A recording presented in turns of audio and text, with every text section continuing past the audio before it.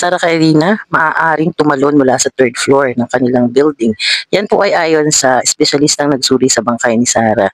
So matatandaan po natin na kamakailan ay nag-viral ang 13 years old na batang Malaysian na ito na natagpuan na walang malay sa lapag ng kanilang eskwelahan at kinalaunan ay binawian ng buhay sa Queen Elizabeth Hospital. Ayan. According po din sa mga nagsuri sa kanyang bangkay, posible daw po na tumalon siya kasi imposible na siya po ay itinulak or aksidenteng nahulog sapagkat yung may barriers doon sa third floor at sinasabi na 3/4 ng kanyang height yung barrier na yun kaya posibleng tumungtong siya roon at tumalon.